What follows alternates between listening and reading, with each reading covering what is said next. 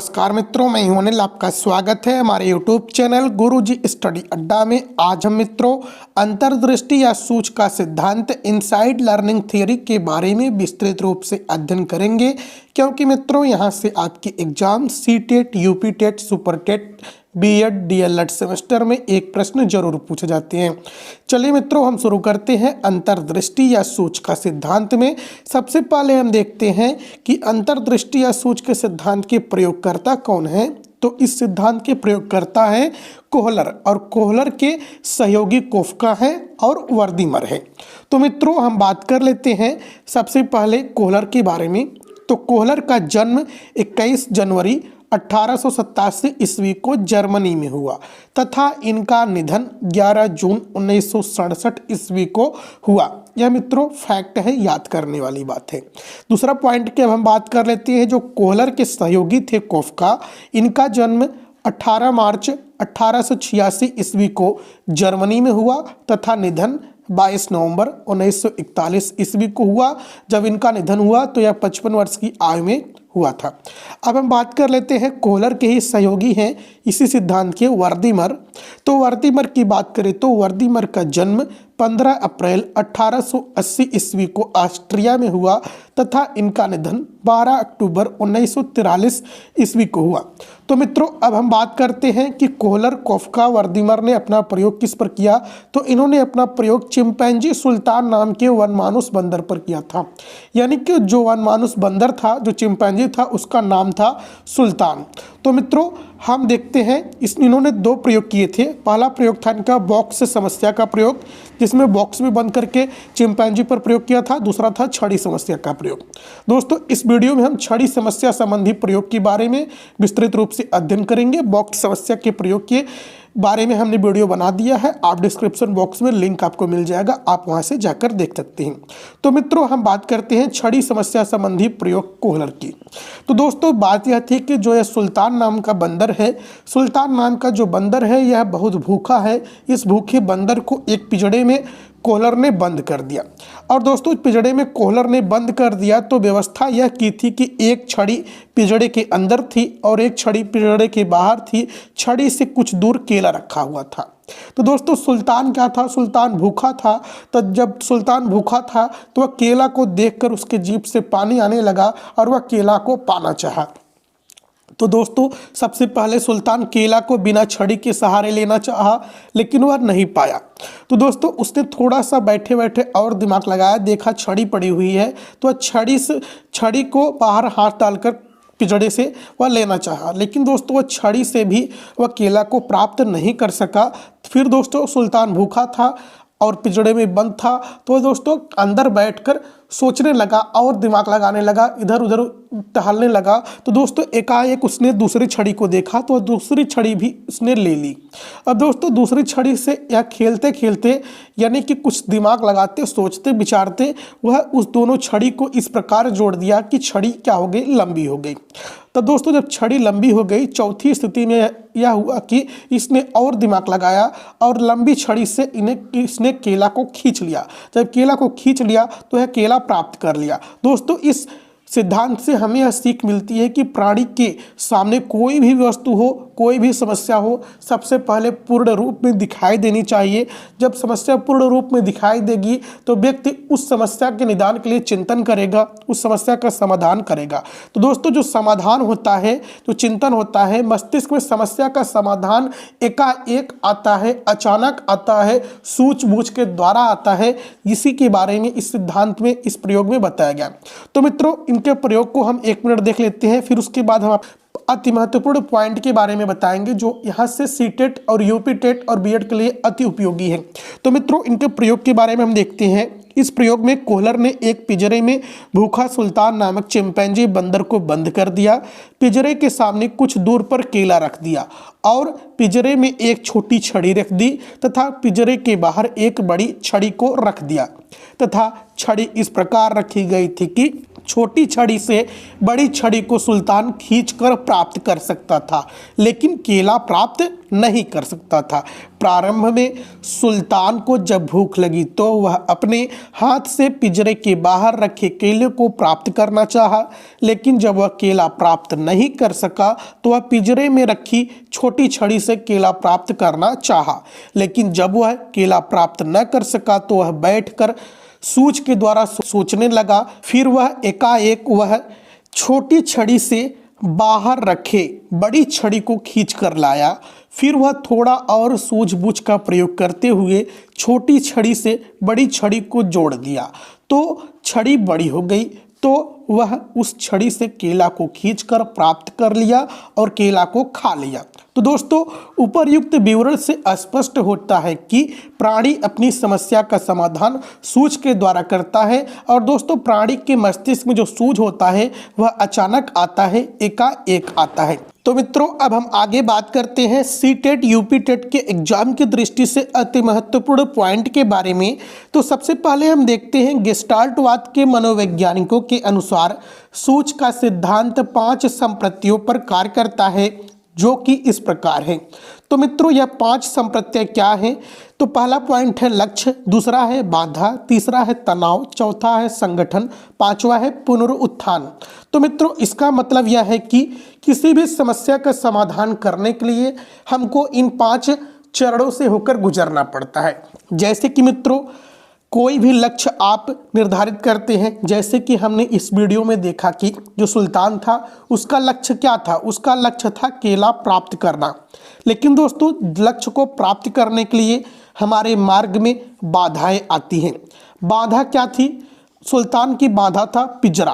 पिंजरा जब बाधा था तो सुल्तान के मस्तिष्क में क्या उत्पन्न हुआ? सुल्तान के मस्तिष्क में उत्पन्न हुआ तनाव। तो दोस्तों, जब तनाव उत्पन्न हुआ तो वह थोड़ा सा विचार किया तो मस्तिष्क में क्या उत्पन्न हुआ? संगठन, जिसे हम ऑर्गेनाइजेशन कहते हैं। संगठन के बाद वह कुछ दिमाग लगाया, छड़ी को लिया, छड़ी को लेने के बाद दोस्तों वह दूसरी छड़ी को जोड़ा और दोस्तों फिर उसने सभी क्रियाओं पर एक बार ध्यान दिया, यानी कि पुनरुत्थान किया। तब फिर उसके बाद वह समस्या का समाधान करते हुए केला को प्राप्त कर लिया। तो दोस्तों, इसी प्रकार कोई भी प्राणी हो, कोई भी व्यक्ति हो, वह अपने लक्ष्य को प्राप्ति करने के लिए पहले वह व्यक्ति लक्ष्य को निर्धारित करता है। लक्ष्य को प्राप्त करने के लिए वह बाधा को सामना करता है। बाधा का सामना करने के बाद उसके मस्तिष्क में तनाव उत्पन्न होता है। तनाव के बाद संगठन का आता है, यानी कि मस्तिष्क में समस्या का समाधान के लिए वह उपाय सोचता है। फिर जब समाधान अंतिम चरण में पुनरुत्थान के द्वारा मिल जाता है। लक्ष्य को दोस्तों हम गोल कहते हैं, ऑब्स्ट्रक्शन कहते हैं, बाधा को, तनाव को टेंशन कहते हैं, संगठन को ऑर्गेनाइजेशन कहते हैं और अंत में आता है हमारा रीऑर्गेनाइजेशन।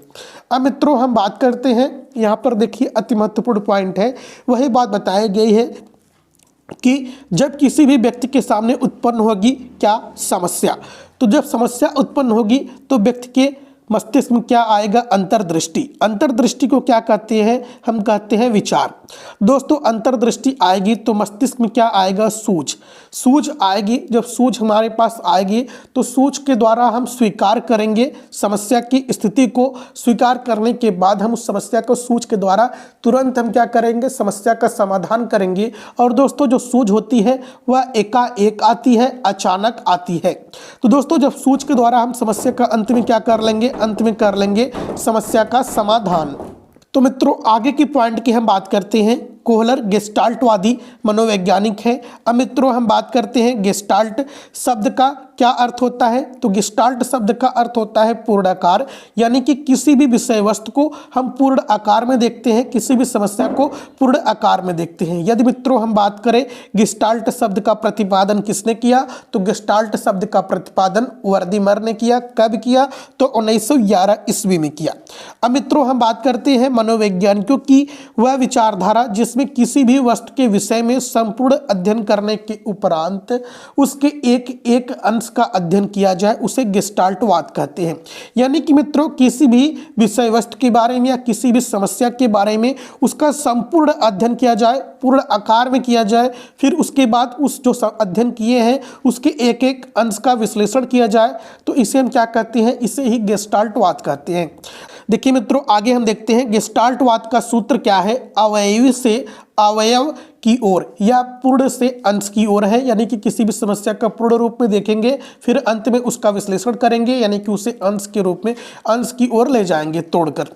अब दोस्तों देखिए, अगला पॉइंट है, कोहलर ने अपने सिद्धांत का प्रतिपादन कैनारी द्वीप में स्थित टेनेरिफ नामक स्थान पर किया। दोस्तों यहाँ पर कैनारी द्वीप है, वहाँ पर कैनारी द्वीप में एक स्थान है टेनेरिफ, इसी स्थान पर इन्होंने अपना प्रयोग किया था।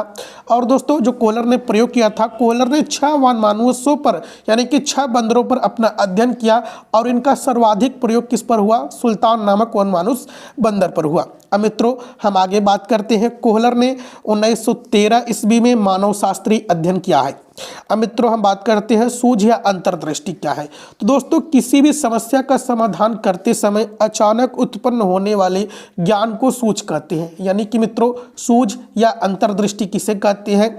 तो हम जब किसी भी समस्या का समाधान करते हैं तो समाधान करने के बाद दोस्तों हमारे मस्तिष्क में जो अचानक सूझ उत्पन्न होती है, अचानक उस समस्या का समाधान करने के बाद जो ज्ञान प्राप्त होता है, इसी ज्ञान को हम सूझ कहते हैं। अब मित्रों हम बात करते हैं कोहलर का प्रयोग। तो दोस्तों कोहलर ने सुल्तान पर 2 प्रयोग किया था। पहला प्रयोग किया था कोहलर, पहला प्रयोग केले और छड़ी का था, यानी कि वह अपना पहला प्रयोग केला और छड़ी पर किया था। दोस्तों इसे क्या कहते हैं? इसे बौद्धिक शारीरिक क्रिया कहते हैं। देखिए मित्रों, केला और छड़ी का जो था वह बौद्धिक शारीरिक क्रिया को कहते हैं, क्योंकि इसमें दिमाग ज़्यादा लगाना था, छड़ी को जोड़ना था, केले को खींचकर लाना था अपने पास, तब खाना था। दूसरा पॉइंट है केले और बॉक्स का प्रयोग। तो दोस्तों इसे शारीरिक परीक्षण क्यों कहते हैं? शारीरिक परीक्षण इसलिए कहते हैं क्योंकि दोस्तों इसमें जो सुल्तान था, सुल्तान अपना बल प्रयोग करके वह बॉक्स को खींचकर लेकर आया था, तब उस पर चढ़कर वह केला को प्राप्त किया था, तो इसलिए इसे शारीरिक परीक्षण कहते हैं।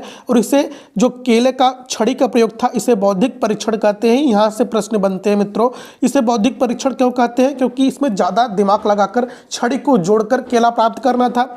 इसे जो दूसरा पॉइंट था बॉक्स का, इसे शारीरिक परीक्षण क्यों कहते हैं? क्योंकि इसमें ताकत के द्वारा बॉक्स को खींच कर लाना था, फिर उसके ऊपर चढ़कर केला को प्राप्त करना था। अब मित्रों हम आगे देखते हैं, कोहलर ने अपने प्रयोग में वनमानुष, पिजड़ा, केले, बॉक्स और छड़ी का प्रयोग किया है। यदि मित्रों बात करें कि कोहलर ने अपने प्रयोग में कितने विषय वस्तुओं का प्रयोग किया है, तो दोस्तों इसमें वनमानुष है, पिजड़ा है, केला है, बॉक्स है और छड़ी है, इस पर प्रयोग किया है।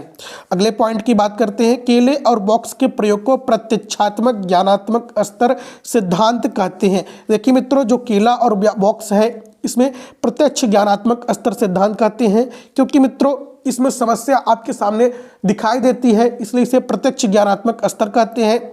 जबकि मित्रों छड़ी के प्रयोग को प्रत्यात्मक स्तर या चिंतन स्तर सिद्धांत कहते हैं। प्रत्यात्मक स्तर का मतलब होता है दोस्तों चिंतन स्तर, यानी कि दोस्तों जो सुल्तान था वह चिंतन करके, ज़्यादा सोच विचार करके वह छड़ी को जोड़ पाया था।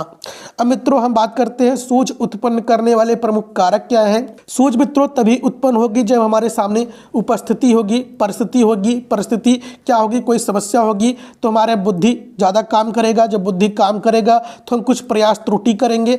प्रयास त्रुटि के द्वारा दोस्तों हम अनुभव के द्वारा ज्ञान प्राप्त करते हैं और सीखते हैं। अब मित्रों हम बात करते हैं सूझ के सिद्धांत के प्रमुख उपनाम की। तो सूझ के सिद्धांत को अंतर्दृष्टि का सिद्धांत कहते हैं, क्योंकि इसमें विचार एकाएक आता है। पूर्णकारवाद सिद्धांत कहते हैं, क्योंकि हम किसी भी समस्या को पूरे एक रूप में देखते हैं, जिसे हम गेस्टाल्टवाद कहते हैं।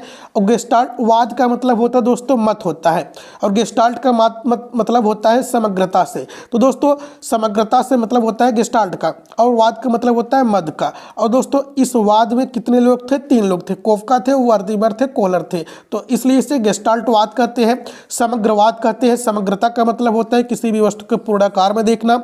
अवयवाद कहते हैं, आरोपण का सिद्धांत कहते हैं। अब मित्रों हम विशेष में बात कर लेते हैं, यहाँ से अति महत्वपूर्ण है, प्रश्न जरूर बनते हैं। गेस्टाल्ट जर्मनी भाषा का शब्द है जिसका अर्थ पूर्णाकार है।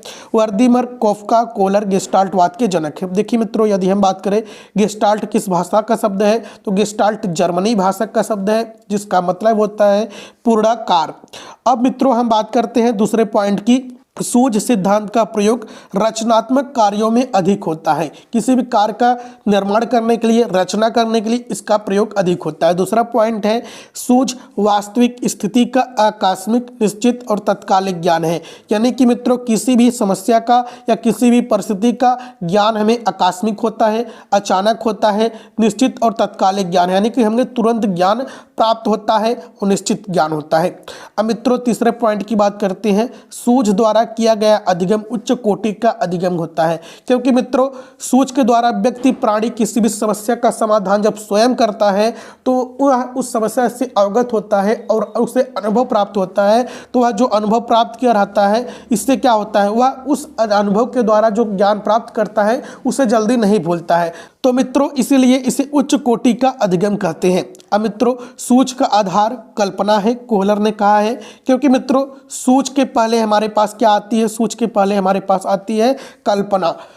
अब मित्रों, हम बात करते हैं दूसरे पॉइंट की, सूझ सिद्धांत का प्रयोग विधि, कला, संगीत और साहित्य की शिक्षा के लिए अधिक उपयोगी है। क्रो ने कहा है। क्योंकि दोस्तों, सूझ के द्वारा ही हम किसी भी संगीत का निर्माण करते हैं, कोई भी गाने का निर्माण करते हैं, किसी साहित्य या रचना लिखते हैं, किससे, सूझ के द्वारा। अब मित्रों, हम बात करते हैं, कल्पना जितनी अधिक होगी, सूझ की क्षमता का विकास उतना अधिक होगा। कोहलर गणित विज्ञान विषय हेतु सूझ सिद्धांत का सर्वाधिक उपयोगी है। देखिए मित्रों, कल्पना के द्वारा पहले हमारे मस्तिष्क में कोई सूझ आने से पहले थोड़ा सा हम चिंतन करते हैं, चिंतन करने के बाद कल्पना करते हैं, कल्पना के बाद दोस्तों हमें अचानक सूझ आता है, सूझ के द्वारा हम क्या करते हैं, किसी भी समस्या का समाधान करते हैं। तो इसलिए दोस्तों, गणित के सवाल हल करने के लिए, विज्ञान के लिए यह सिद्धांत अत्यधिक उपयोगी है। अब मित्रों, हम बात करते हैं, सूझ के सिद्धांत के द्वारा बालकों में कल्पना और विचार शक्ति का विकास किया जाता है। और मित्रों, गेस्टाल्टवाद का उदय कब हुआ, तो गेस्टाल्टवाद का उदय 1920 ईस्वी में हुआ। यदि मित्रों आपको थार्नडाइक, पावलोव, जीन पियाजे, बीएफ स्किनर आदि के सिद्धांत को देखना है तो आपको डिस्क्रिप्शन बॉक्स में लिंक मिल जाएगा, सभी अधिगम के सिद्धांतों का प्लेलिस्ट का लिंक मिलेगा, वहां से आप जाकर देख सकते हैं। तो मित्रों, चैनल पर नए हो तो सब्सक्राइब कीजिएगा, बेल आइकन प्रेस कीजिएगा, वीडियो को लाइक कीजिएगा, शेयर कीजिएगा। क्योंकि मित्रों, वीडियो में हमने यह नहीं कहा कि वीडियो को अभी लाइक कर दीजिएगा, लेकिन मित्रों यदि आप अब इस सिद्धांत को पढ़ चुके हैं और समझ चुके हैं तो अब लाइक कर दीजिएगा। जय हिंद, जय भारत।